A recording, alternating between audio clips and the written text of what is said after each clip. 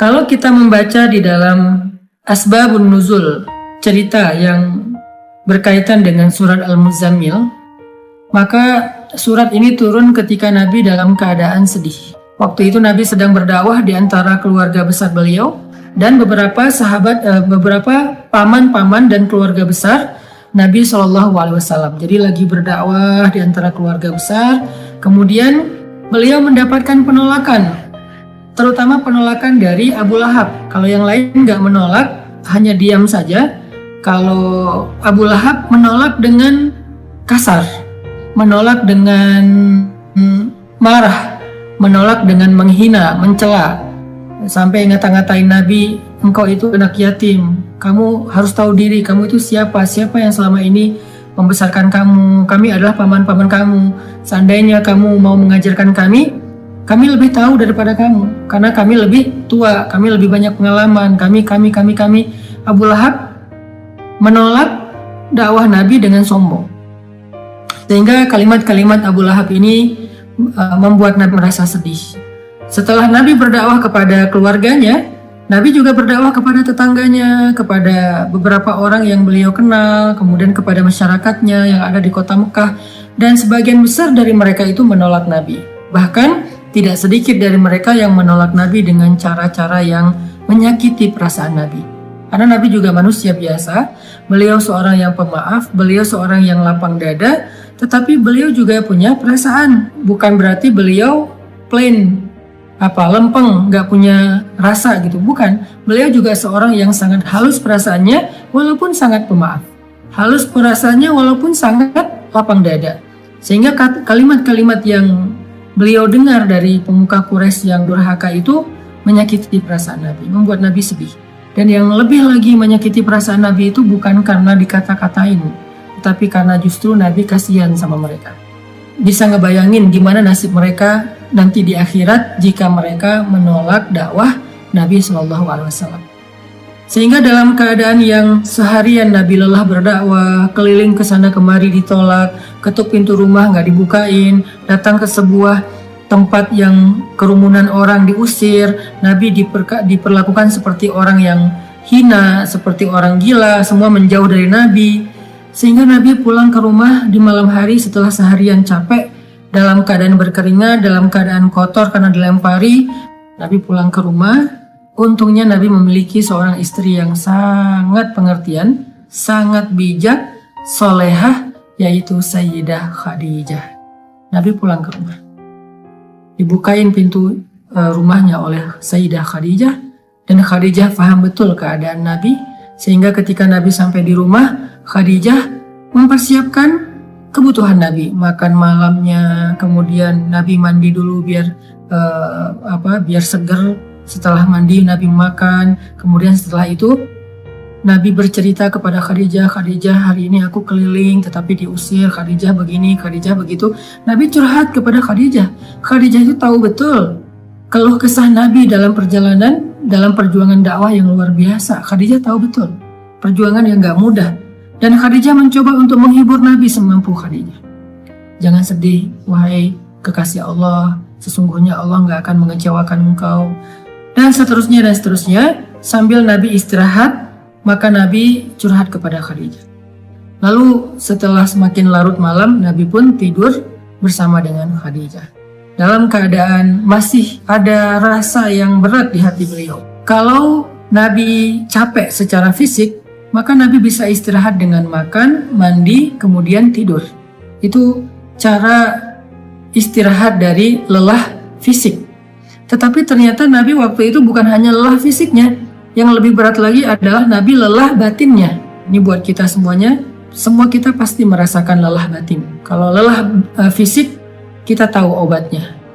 Ketika kita lelah secara fisik, kita bisa istirahat dengan duduk, kita bisa istirahat dengan goler-goler, berbaring, kita bisa istirahat dengan tidur lelap, kita bisa istirahat dengan santai-santai, kita bisa istirahat dengan makan dan minum, ngopi, ngeteh, minum jus, makan buah. Kita bisa istirahat dengan nonton, kita bisa istirahat dengan bercanda dengan anak-anak, dengan keluarga. Itu adalah cara kita melepaskan lelah fisik, merecovery lelah fisik. Sakit Fisik juga demikian, recovery-nya kita bisa dengan bed rest, kita bisa dengan minum obat, kita bisa dengan terapi. Itu adalah cara kita recovery sakit fisik, lelah fisik. Tapi bagaimana kalau kita sedang lelah batin, sakit batinnya, perasaannya yang sakit, hatinya yang sakit, pikirannya yang sakit, jiwanya yang sakit, dalam tanda petik. Gimana cara kita merecovery semua itu? Gimana cara kita ngobatin batin kita yang sedang terganggu? Gimana cara kita ngobatin hati kita yang terluka? Gimana cara kita ngobatin perasaan kita yang tergores? Ternyata bukan dengan entertain. Cara ngobatin jiwa kita, cara ngobatin hati kita adalah dengan zikrullah, mengingat Allah. Kenapa bisa kayak gitu, Ustaz? Karena jiwa kita itu, roh kita itu asalnya dari langit. Beda sama jasad kita, fisik kita. Jasad atau fisik kita itu asalnya dari bumi. Sehingga ketika dia sakit, maka obat-obatnya ada di bumi. Tapi kalau roh kita, jiwa kita itu ditiupkan oleh Allah asalnya dari langit. Sehingga kalau dia ngerasa sakit, terganggu, maka obatnya ada di langit. Apa obat yang ada di langit? Zikrullah, mengingat Allah. Banyak orang yang salah paham tentang ini. Dia sebetulnya nggak lelah fisik. Kalaupun lelah fisik, nggak terlalu lah. Yang lebih lelah itu sebetulnya jiwa dia. Yang lebih lelah itu sebetulnya hati dia. Yang lebih lelah itu sebetulnya pikiran dia. Yang lebih lelah itu sebetulnya perasaan dia. Maka dalam kelelahan seperti itu, dia mencoba untuk merecovery-nya dengan cara jalan-jalan, dengan cara nonton, dengan cara entertain, dengan cara goler-goler, dengan cara tidur lelap dari pagi sampai sore, malam sampai pagi lagi. Dia pikir dengan begitu dia bisa melupakan rasa sakit hatinya. Ternyata setelah dia melakukan itu, lelahnya gak hilang. Beban di hatinya itu nggak menjadi ringan. Luka di perasaannya itu nggak menjadi sembuh. Kenapa? Karena dia bukan sedang lelah fisik. Dia bukan sedang capek secara fisik. Dia bukan sedang sakit secara fisik. Dan itulah yang terjadi kepada Nabi SAW. Sehingga ketika Nabi pulang ke rumah, Nabi capek. Tapi yang lebih capek lagi perasaan dan hati beliau. Nabi istirahat bersama dengan Khadijah. Khadijah menyiapkan air hangat, Nabi makan bersama dengan Khadijah, Nabi curhat sedikit kepada Khadijah. Setelah itu Nabi tidur. Karena Nabi berharap dengan tidur, beliau bisa merecovery lelahnya beliau. Ternyata Allah tahu, Nabi bukan hanya butuh tidur. Ya, seseorang butuh tidur untuk recovery lelah fisiknya, tetapi bukan hanya fisiknya yang lelah. Nabi juga merasakan lelah yang luar biasa hatinya. فَلَعَلَّكَ بَاخِعٌ نَفْسَكَ عَلَى آثَارِهِمْ فَلَعَلَّكَ بَاخِعٌ نَفْسَكَ عَلَى آثَارِهِمْ إِنْ لَمْ يُؤْمِنُوا بِهَذَا الْحَدِيثِ أَسَفًا. Kata Allah di surat Al-Kahfi, hampir saja engkau mencelakai dirimu sendiri. Hampir saja engkau mencelakai dirimu sendiri karena merasa berat terhadap pengingkaran mereka, merasa berat terhadap kedurhakaan mereka, merasa berat terhadap kekufuran mereka. Hampir saja engkau mencelakai dirimu sendiri, hampir saja engkau membebani perasaanmu sendiri. Itu yang dirasakan Nabi. Nabi sangat terbeban, bukan terbeban secara subjektif perasaan pribadi beliau, bukan. Beliau itu terlalu menginginkan hidayah kepada umatnya. Beliau itu akan sangat sedih kalau ada yang menolak dakwah beliau. Bukan karena pribadinya, tetapi karena kasihan kepada mereka. Allah tahu Nabi sedang merasakan itu. Sehingga ketika Nabi tertidur, terlelap, Muzammil itu sebuah kiasan bahwa Nabi itu tidur lelap. Dalam bahasa Arab, orang kalau tidur lelap itu diistilahkan dengan berselimut. Walaupun bisa juga bermakna memang Nabi memakai selimut, tetapi Al-Quran lebih dalam dari itu. Al-Quran sedang tidak bicara hanya soal selimut yang dipakai Nabi, tetapi Al-Quran itu adalah bahasa sastra, bahasa yang tinggi. Maknanya itu tidak sedangkal pemaknaan kita, pasti pemaknaannya lebih dalam lagi. Sehingga kalimat ya ayyuhal muzammil, wahai orang yang berselimut di sini artinya wahai orang yang sedang lelap dalam tidurnya, wahai orang yang sedang nyaman dengan tidurnya. Kan berselimut itu nyaman, lelap ya. Wahai orang yang sedang beristirahat dari lelah fisiknya dengan cara tidur. Allah tahu Nabi butuh istirahat, tidur agar bisa merecovery capek secara fisik. Tetapi Nabi juga butuh sesuatu yang bisa merecovery capek batin, perasaan, jiwa dan pikiran beliau. Sehingga Allah berfirman, "Qumil lail." Bangunlah di malam hari. Ternyata fadilah keutamaan pertama dari tahajud itu adalah tahajud obat dari lelahnya jiwa. Tahajud adalah recovery batin. Tahajud adalah obat hati. Tahajud adalah penenang pikiran apabila dilakukan dengan sungguh-sungguh.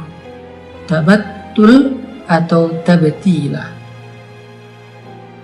Itulah keutamaan tahajud. Setelah Nabi beristirahat dengan cara tidur untuk merecovery lelah fisiknya, Allah suruh Nabi juga untuk melakukan sesuatu yang bisa merecovery lelah batinnya. Apa itu? Qumil lail. Berdirilah di malam hari. Bangun malam, tahajud. Sehingga buat kita semua yang pernah merasakan lelah batin, atau mungkin sekarang sedang merasakan itu, sedang ngerasa lelah batinnya, sedang ngerasa capek jiwanya, sedang ngerasa sakit hatinya, sedang ngerasa terluka perasaannya, sedang ngerasa galau pikirannya, qumil lail, bangunlah di malam hari, maka Allah Subhanahu wa Ta'ala akan mengobati luka di hati kita, seperti obat yang bisa menyembuhkan luka di fisik kita. Bangunlah di malam hari, maka Allah akan menyembuhkan sakit hati kita, seperti obat yang bisa menyembuhkan sakit fisik kita. Bangunlah di malam hari, maka Allah akan menyembuhkan goresan di perasaan kita, sebagaimana obat bisa menyembuhkan goresan luka di kulit kita. Bangunlah di malam hari, maka Allah Subhanahu wa Ta'ala akan menenangkan pikiran kita, sebagaimana ada jenis obat yang bisa menenangkan kita dari rasa sakit. Bangunlah di malam hari, maka Allah akan melapangkan dada kita, sebagaimana obat bisa menjadikan kenyamanan bagi kita yang sedang merasakan kesakitan. Bangunlah di malam hari, Allah Subhanahu wa Ta'ala akan menyembuhkan penyakit-penyakit amradul qulub, atau perasaan tidak nyaman di jiwa kita. Itu fadilah keutamaan pertama dari tahajud atau tarawih apabila kita melakukannya dengan benar. Jadi sekarang kita jadi tahu recovery yang kita butuhkan itu ada dua. Ada recovery